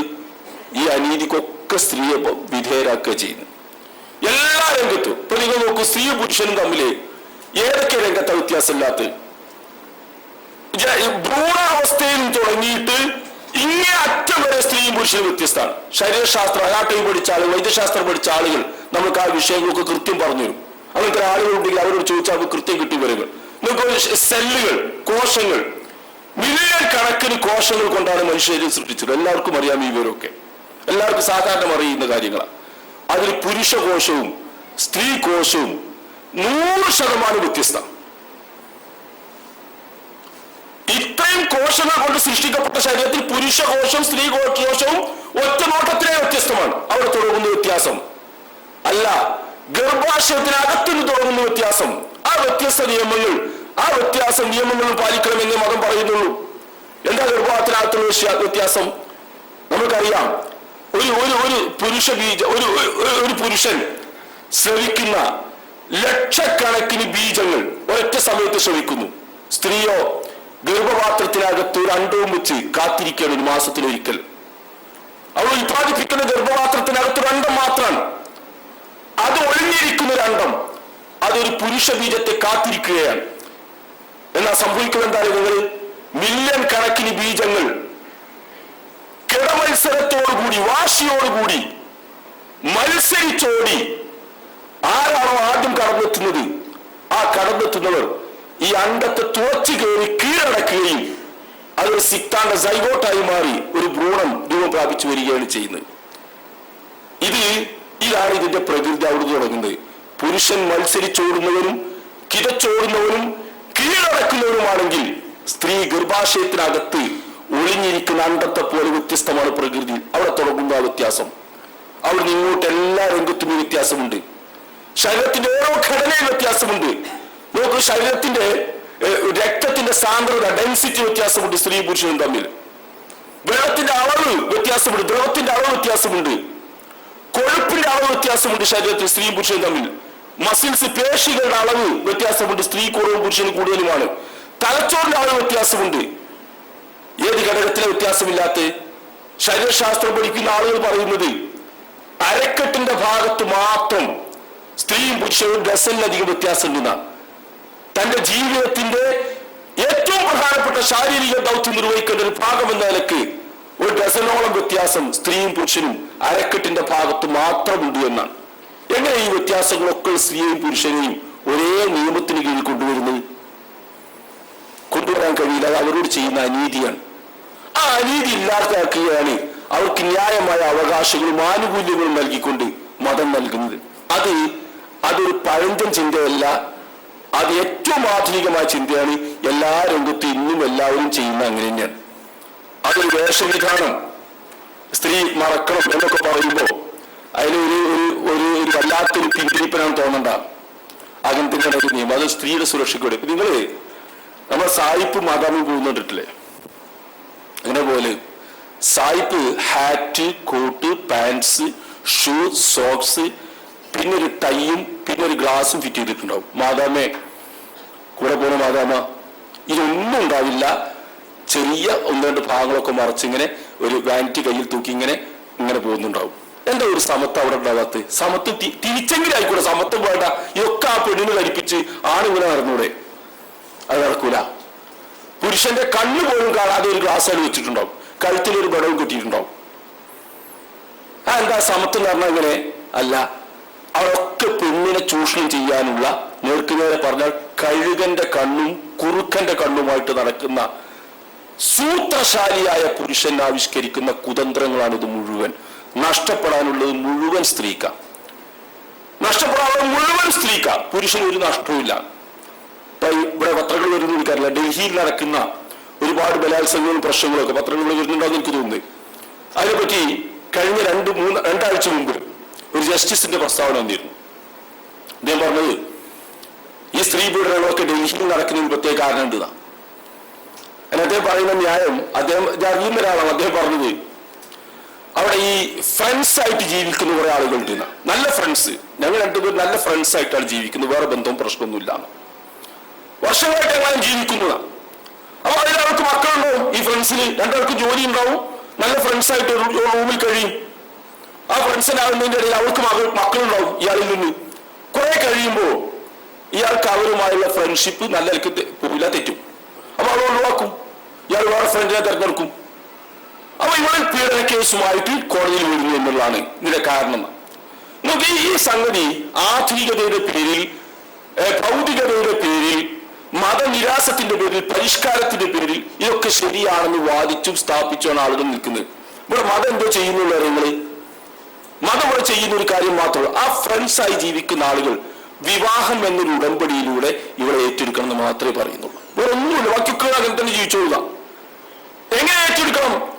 ഈ പെൺകുട്ടി ഞാൻ നിന്നെ വിവാഹം കഴിച്ച, നിനക്ക് വിവാഹം കഴിച്ചെന്നിരിക്കുന്നല്ല ഇസ്ലാം പറയുന്നത്. ഇസ്ലാം അവിടെ നിയമം വെച്ചു, ആ പെൺകുട്ടിയുടെ ഒരു ആൺ പുരുഷൻ വരണമെന്ന ഒരു ആൺപ്രജ വന്നിട്ട് പറയണം, എന്റെ മോളെ ഇതാ ഞാൻ നിനക്ക് കല്യാണം കഴിച്ചെന്നിരിക്കുന്നു. ഇടപാട് നടക്കേണ്ട രണ്ട് ആണുങ്ങൾ തമ്മിലാണ്. ഈ പെണ്ണിനെ പറ്റിക്കാൻ ചാൻസ് കൊടുക്കില്ല എന്നർത്ഥം. എന്താ അങ്ങനെ ഒരു ഉടമ്പടി രജിസ്റ്റർ ചെയ്തിട്ട് ഏതെങ്കിലും കോടതി ഓഫീസിൽ പോയി രജിസ്റ്റർ ചെയ്തിട്ട് ഇതാ എന്റെ ഭാര്യയാണെന്ന് പറഞ്ഞുള്ള പ്രശ്നം എന്താ? ഈ കുട്ടിയിൽ അവന് ഉത്തരവാദിത്തം ഉണ്ടായി, ആ ഭാര്യയെ സംരക്ഷിക്കേണ്ട ഉത്തരവാദിത്തം വന്നു, ചെലവിന് കൊടുക്കേണ്ട ഉത്തരവാദിത്തം വന്നു, ഇട്ടെറിഞ്ഞ് പോകാൻ കഴിയില്ല, എല്ലാ ബാധ്യത. അതിന് തയ്യാറില്ലാത്ത പുരുഷൻ ഫ്രണ്ട്ഷിപ്പ് എന്ന് പേര് പറഞ്ഞ് സമർത്ഥമായി സ്ത്രീയെ ചൂഷണം ചെയ്യുന്നു. അതിനൊക്കെ പരിഷ്കാരം എന്ന് പേര് പറയുകയും ചെയ്യും. എല്ലാത്തിനും വിധേയരാകുന്ന സ്ത്രീ മാത്രം, പുരുഷൻ ഒരു നഷ്ടമില്ല. നിങ്ങൾ നോക്കി ഈ കേസുകളിൽ എവിടെയെങ്കിലും ഏതെങ്കിലും ഒരു പുരുഷൻ എവിടെയെങ്കിലും വല്ല നഷ്ടം വരുന്നുണ്ടോ? ഒരു നഷ്ടവും വരാതെ എല്ലാ ലാഭവും പുരുഷൻ മാത്രം നേടുന്നു. കാരണം സൃഷ്ടിപ്പിന്റെ പ്രകൃതിയിൽ സ്ത്രീക്ക് നഷ്ടം വരും. പുരുഷൻ എന്താ നഷ്ടം വരാനുള്ളത്? സൃഷ്ടിപ്പിന്റെ പ്രകൃതിയിൽ ഗർഭപാത്രം ഉള്ളിടത്തോളം കാലം സ്ത്രീ രക്ഷപ്പെടില്ല. പുരുഷൻ ആ ഗർഭപാത്രം ഇല്ലാത്തത് കൊണ്ട് എവിടെയും രക്ഷ തന്നെയാണ്. അതിനാണ് നിയമങ്ങൾ സ്ത്രീക്ക് അനുകൂലമായിട്ട് ഖുർആനും ഹദീസും പറഞ്ഞു ഇന്ന കാര്യങ്ങളൊക്കെ ശ്രദ്ധിക്കണം. ബലാത്കാരം എന്ന് പറയുന്ന സംഗതി സ്ത്രീക്ക് മേലെ അല്ലാതെ തിരിച്ചു നടത്താൻ പ്രകൃതിയിൽ ഒരു സ്ഥലത്തും സാധ്യമല്ല. പരിശോധിച്ചു നോക്കൂ, നിങ്ങൾ അന്വേഷിച്ചു നോക്കൂ, എവിടെയും സാധ്യമല്ല. സ്ത്രീയെ ബലാത്കാരം ചെയ്യുകയല്ലാതെ ഒരു സ്ത്രീക്ക് പുരുഷനെ ബലാത്കാരം ചെയ്യാൻ കഴിയില്ല. മനുഷ്യന്റെ ലോകത്തിലെ മൃഗത്തിന്റെ ലോകത്ത് കഴിയില്ല. നമ്മുടെ വീട്ടുമുറ്റത്ത് ഓടി നടക്കുന്ന കോഴി, പിടക്കോഴിയും പൂവൻ നോക്കുക, തിരിച്ച് ബലാത്കാരം ചെയ്യാൻ ഒരു പിടക്കോഴിക്ക് കഴിയില്ല. സമത്വത്തിന്റെ പ്രശ്നമല്ലത്, സൃഷ്ടിപ്പ് അങ്ങനെയാണ്. പശുവും കാളയും നോക്കുക, ബലാത്കാരം ചെയ്യാൻ ഒരു കാളയെ ബലാത്കാരം ചെയ്യാൻ പശുവിന് കഴിയില്ല. എന്താ ഈ അസമത്വം പ്രകൃതിയിൽ? അങ്ങനെ തന്നെയാണ് മനുഷ്യന്റെ ലോകത്ത്, തിരിച്ചു കഴിയില്ല. അപ്പൊ ഇതിന്റെ നിയമം എങ്ങനെ വേണ്ടത്? അതിനനുസരിച്ച് നിയമം വേണം. സൃഷ്ടാവായ പടച്ചവൻ അതിനനുസരിച്ച് നിയമങ്ങൾ വെച്ചു. ആ നിയമം അപരിഷ്കൃതമാണ്, പഴഞ്ചനാണ്, മതമൂല്യങ്ങളാണ്, കാലഘട്ടത്തെ പിന്നോട്ട് തിരിച്ചു പിടിക്കാനെന്നൊക്കെ വ്യാഖ്യാനിക്കാണ്. സത്യത്തിൽ ഇതൊക്കെ ആവശ്യമുള്ളത് കൊണ്ടല്ലേ ഈ പ്രകൃതി ഇങ്ങനെ പോകുന്നു. ഇപ്പൊ നിങ്ങൾ നോക്കി അവസാനിപ്പിക്കാം. നമ്മളുടെ ഈ സ്പോർട്സ് നിങ്ങൾ നോക്കിയിട്ടുണ്ടോ? ഇതൊക്കെ അവർ നടത്തുന്നതാണല്ലോ ഈ ഇതൊക്കെ പറയുന്ന ആൾക്കാർ. അവരെന്താ ചെയ്യുന്നത്? പുരുഷനും ഓടി ജയിക്കുകയല്ലാതെ സ്ത്രീയും പുരുഷനും ഓടി പുരുഷൻ ജയിച്ചിട്ട് അവാർഡ് കൊടുക്കുന്ന ഒരു സംഭവം ലോകത്തെവിടെയെങ്കിലും ഉണ്ടോ? എന്താ അങ്ങനെ കൊടുത്താൽ സമത്വം നടക്കട്ടെ? അതാ സമത്വമാണല്ലേ. ഗുസ്തി ലോകാടിസ്ഥാനത്തിലുള്ള ഒരു മത്സരമാണ്, ഒരു പ്രകടനമാണെന്ന്. എന്താ പുരുഷനും സ്ത്രീയും ഗുസ്തി പിടിച്ചിട്ട് പുരുഷൻ ജയിച്ചിരിക്കുന്നു ആഘോഷിക്കാത്ത എന്താ? പ്രകൃതിയായി വ്യത്യാസമുള്ളത് കൊണ്ടാണ്. ആ വ്യത്യാസം സൃഷ്ടാവ് ഉണ്ടാക്കിയ വ്യത്യാസമാണ്. അതിനനുസരിച്ച് സ്ത്രീക്ക് സുരക്ഷത്തിന് ആവശ്യമായ നിയമങ്ങൾ എല്ലാ രംഗത്തും ആവിഷ്കരിച്ചിട്ടുണ്ട്. അതുകൊണ്ടാണ് പറഞ്ഞത് പുരുഷന്മാർക്ക് ഒരുപാട് നിർദ്ദേശങ്ങൾ കൊടുത്തു. നിങ്ങൾ ഏറ്റവും ഉത്തമൻ ആശ്റൂഹുന ബിൽ മഅറൂഫ്, ഏറ്റവും നല്ല നിലയ്ക്ക് നിങ്ങൾ സ്ത്രീയോട് പെരുമാറാവും. പുരുഷന്റെ നിർദ്ദേശങ്ങളാണ് ഏറ്റവും നല്ല നിലയ്ക്ക്. റിഫ്കൻ ബിൽ ഖവാരീർ, പഴങ്കുപാത്രങ്ങളെ പോലെ കൈകാര്യം ചെയ്യുന്ന സ്ത്രീകൾ പൊട്ടിപ്പോകരുത്. വളരെ ജാഗ്രതയും ശ്രദ്ധയും വേണം, അപകടം വരുത്തരുത്. നിസായിക്കും, നിങ്ങളിൽ ഏറ്റവും ഉത്തമനായ മനുഷ്യൻ സ്ത്രീകളോട് നന്നായി പെരുമാറുന്നവനാണ് എന്ന് റസൂൽ പഠിപ്പിച്ചു. ലോകത്തെ ഏറ്റവും സംസ്കാര സമ്പന്നമായ ഒരു ജനത നിലവിൽ വരുന്ന രൂപം അള്ളാഹുവിന്റെ റസൂൽ ചിത്രീകരിച്ച എങ്ങനെയാണ്? ഒരു സ്ത്രീക്ക് അള്ളാഹുവിനെ അല്ലാതെ ആരെയും ഭയപ്പെടാത്ത വിധത്തിൽ കഅബ തവാഫ് ചെയ്തു പോകാവുന്ന ഒരു കാലഘട്ടം വരാനിരിക്കുന്നു. ആ കാലഘട്ടം വരുന്നവരെ നിങ്ങൾ ക്ഷമിക്കണം. വലാകിന്നകും തസ്തഅജിറൂൻ, പക്ഷെ നിങ്ങൾ ധൃതിപ്പെടുകയാണ് എന്ന് നബി സല്ലല്ലാഹു അലൈഹി വസല്ലം ഒരു സഹാബി പരാതി എന്ന് പറഞ്ഞപ്പോൾ പറഞ്ഞു അങ്ങനെ സാഹചര്യം വരുന്നത്. റസൂൽ ഉദാഹരിച്ച എന്താണെങ്കിലും ഒരു സഹാബി എന്ന് റസൂലോട് പറഞ്ഞു, റസൂലെ വഴിയിലെ കവർച്ച കൊള്ള പ്രശ്നങ്ങളാണ് നാട്ടിൽ, ഞങ്ങൾക്ക് ജീവിക്കാൻ നിർത്തി, ഞങ്ങൾക്ക് കൂടി പ്രാർത്ഥിക്കുന്നില്ല എന്നാ. റസൂൽ പറഞ്ഞു ഇതിനേക്കാൾ വലിയ പ്രയാസങ്ങൾക്ക് മുമ്പുള്ള മനുഷ്യന്മാർ നബിമാരുടെ കാലത്ത് അനുഭവിച്ചിട്ട് അവർക്ക് ക്ഷമിച്ചു, എല്ലാം സഹിച്ചു അവര്. നിങ്ങളും സഹിക്കണം, അങ്ങനെ കഥകാണ്ട് എത്തിപ്പെടാനുള്ള ഒരു വഴിയുണ്ട് നമ്മൾക്ക് എന്ന് റസൂൽ പറഞ്ഞേ. ഒരു കാലഘട്ടം വരാനുണ്ട്, അന്നൊരു പെൺകുട്ടിക്ക് ഒറ്റക്ക് വന്ന് കഅബ തവാഫ് ചെയ്തു പോകാൻ കഴിയും, അള്ളാഹുവിനല്ലാതെ ആരും ഭയപ്പെടേണ്ടി വരില്ല എന്ന അത്രയും നിർഭയത്വമുള്ള ഒരു കാലഘട്ടം വരും. അതുവരെ നിങ്ങൾ ക്ഷമിച്ച് കാത്തിരിക്കണമെന്നാണ്. നമുക്കൊരു സംസ്കാരമുള്ള ജനതയെ റസൂൽ ഉപമിച്ച ഏതാറികള് ഒരു പെണ്ണിന് നിർഭയമായി നാട്ടിലിറങ്ങി നടക്കാൻ കഴിയുന്ന ആണുങ്ങളുടെ ഇടയിലൂടെ നിർഭയമായി പോകാൻ കഴിയുന്ന ഒരു സാഹചര്യം വരണമെന്ന. അതാണ് സംസ്കാരവും ഔന്നത്യം, അതാണ് റസൂൽ പഠിപ്പിച്ച സംസ്കാരം. ആ സാഹചര്യം നമ്മുടെ നാട്ടിൽ ഇല്ലാതെ പോകുന്നത് എന്തുകൊണ്ടാണ്? നിങ്ങൾ ഇങ്ങനെയൊക്കെയുള്ള പ്രകടനങ്ങളും പ്രചാരണങ്ങളും കൊണ്ടാണ്. അതിങ്ങനെ ഒരു ബെഞ്ചിലടുത്തിരിക്കുന്ന കേസൊന്നും അല്ല, അതിൻ്റെയൊക്കെ പിന്നിൽ ഇതുപോലുള്ള ഒരുപാട് സംഗതികൾ ഞാൻ സൂചിപ്പിച്ചിരുന്നുള്ളൂ. ഈ ഭൗതികതയുടെ അതിപ്രസരം നമ്മളുടെയൊക്കെ മതരംഗത്തും കയറി വരുന്നു. വർത്തമാനകാലത്ത് നടക്കുന്ന ഇത്തരം കാര്യങ്ങളിലൊക്കെ ഇത് നമ്മൾ കാണാൻ കഴിയും. അതുകൊണ്ട് പുരുഷന്മാരോട് നല്ല നിലക്ക് സ്ത്രീകൾക്കും നിർദ്ദേശങ്ങൾ വെച്ചു. അത് അവരോട് അസമത്വം എല്ലാ നിർദ്ദേശങ്ങളാണ്. ആ നിർദ്ദേശം അവർ പാലിക്കണം. ശിരസിൽ അണിയുന്ന വസ്ത്രം മാറുമറയുന്ന രൂപത്തിൽ അവർ മറക്കണം. കാല് ചിലങ്ക അണിഞ്ഞ് ജനശ്രദ്ധ പിരിച്ചു പറ്റുന്ന രൂപത്തിൽ കൊഞ്ചിക്കൊഴിഞ്ഞ് നടക്കരുത്. അല്ല തഖ്ലഅന ബിൽ ഖൗലി, സംസാരത്തിൽ അന്യപുരുഷന്മാരോട് വിധേയത്വം കാണിച്ച് സംസാരിക്കരുത്. ഇതൊക്കെ നഷ്ടം വരാനുള്ള സ്ത്രീക്കാണ് എന്നതുകൊണ്ട് സ്ത്രീയോട് അതൊക്കെ ശ്രദ്ധിക്കണമെന്ന് പറഞ്ഞു. പുരുഷനോട് ഏറ്റവും മാന്യമായിട്ട് പെരുമാറാമെന്ന് പറഞ്ഞു. രണ്ടും ഒരുപോലെ നിർദ്ദേശിച്ചുകൊണ്ട് നല്ലൊരു സംസ്കാരമുള്ള ഒരു ജനതയെ വളർത്തണമെന്നാണ് ഇസ്ലാം ഉദ്ദേശിച്ചത്. അതിനെയാണ് ഈ പരിഹസിക്കുന്നതും. എന്നാൽ ഈ ആളുകൾ ആരും അവരുടെ ജീവിതത്തിൽ ആരും പരിഗണിക്കുന്നില്ല. ചില താല്പര്യങ്ങൾക്ക് വേണ്ടി ചില സമത്വമൊക്കെ പറയുന്നു എന്നല്ലാതെ ഒരു സമത്വവും ആരും ഇവിടെ ഒന്നും കാണിക്കുന്നില്ല. എല്ലാം തട്ടിപ്പുകൾ മാത്രമായിട്ട് നമ്മൾ കാണാം. സ്ത്രീയെ ചൂഷണം ചെയ്യാനുള്ള തരികിട പരിപാടികൾ മാത്രമായിട്ട് അതൊക്കെ കാണാൻ കഴിയും. സൂക്ഷ്മമായിട്ട് നിരീക്ഷാ ബുദ്ധി. ഞാൻ അവസാനിപ്പിക്കുകയാണ്. ഞാൻ സൂചിപ്പിക്കുന്നത് ഈ മതം ആത്മീയതക്ക് പ്രാധാന്യം നൽകുന്നൊരു കാര്യമാണ്. പരലോകത്താണ് അതിന്റെ രക്ഷ നമുക്ക് കിട്ടേണ്ടത്. അതിന് പറ്റുന്ന രീതിയിൽ മതത്തിന്റെ ആത്മീയ ചൈതന്യം നിലനിർത്തുകയും ഭൗതികത അതിന്റെ കൂടെ നിൽക്കേണ്ട ഒരു കാര്യം മാത്രമാണ്. ആത്മീയത നഷ്ടപ്പെട്ട് കേവലം ഭൗതികമായ ചട്ടക്കൂട് മാത്രം കൊണ്ടു നടക്കുന്ന ഒരവസ്ഥ വന്നു കഴിഞ്ഞാൽ മതത്തിന്റെ യഥാർത്ഥ ചൈതന്യം നഷ്ടപ്പെട്ടു പോകും. അത് നമ്മളെങ്കിലും എടുത്തു സൂക്ഷിക്കുന്നില്ലെങ്കിൽ എല്ലാ ലോകത്തിനുമാണ് അതിന് നഷ്ടമുണ്ടാകുന്നത്. നമ്മളതിൽ ജാഗ്രതയും ശ്രദ്ധയും പുലർത്തുക. അള്ളാഹു അതിന് നമ്മൾക്കൊക്കെ തൗഫീഖ് ചെയ്യുമാറാവട്ടെ. റബ്ബന തഖബ്ബൽ മിന്നാ ഇന്നക അൻത സമീഉൽ അലീം വതുബ് അലൈനാ ഇന്നക അൻത തവ്വാബുർ റഹീം വഗ്ഫിർ ലനാ യാ ഗാഫിറുൽ മുജ്രിമീൻ വആഖിറു ദഅവാനാ അൽഹംദുലില്ലാഹി റബ്ബിൽ ആലമീൻ. എം.എൻ. സുലൈഖ പരപ്പനങ്ങാടി 2 ദിവസം മുമ്പ് നാട്ടിൽ മരിച്ചു. പരേതയ്ക്ക് വേണ്ടി പ്രാർത്ഥിക്കാനാണ് നിർദ്ദേശിച്ചുള്ളത്. അള്ളാഹു സുബ്ഹാനഹു